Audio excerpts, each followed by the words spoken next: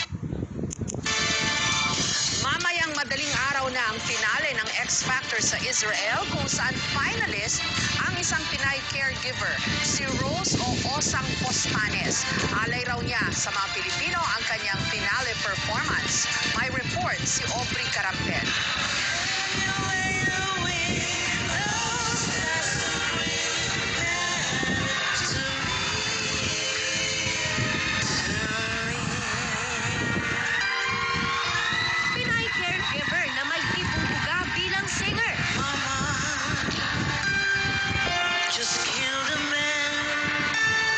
Siya si Rose Osang Postanes.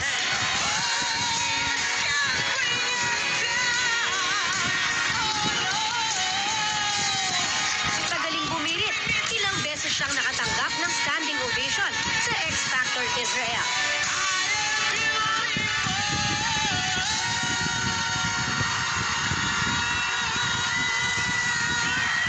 In this competition, I think that I am the how you say that I will be a leader for them. It's like because of what I did. So I think also they will be proud of me, and they will be everybody in the world will know that Filipinos, also even working as a cleaner or whatever of FW, can also share their talents, and they can also be a part of a big events like this. Siyempre, very proud kay Rose sa mga kaanak niya dito sa Pilipinas. Sinasabi talaga ng nanay ko yun sa kanya ng parang itong batang to, balang araw sisikat to. Kamusta ka na, Osang dyan? Kagabi ay nakausap siya ng GMA News at kanyang mga kaanak sa pamamagitan ng Skype. Okay lang, nagre-rehearse kami ngayon. Oo. Pagod. Kabado na? Kabado na? Kayang-kaya. Hindi naman, kasi hindi, nininervous lang ako.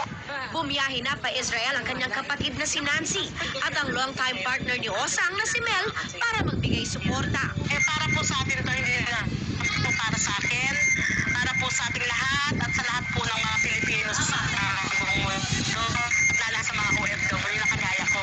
Para po sa atin po itong ginagawa ko po ito. At ang pinaghahandaan ngayon ni Osang, ang finale ng show sa Martes ng gabi sa Israel at Miyerkules naman ng madaling araw oras sa Pilipinas. Magkakaduet niya ang sikat na Israeli singer at kanyang mentor na si Cherie Maimon. Hopefully she's gonna win.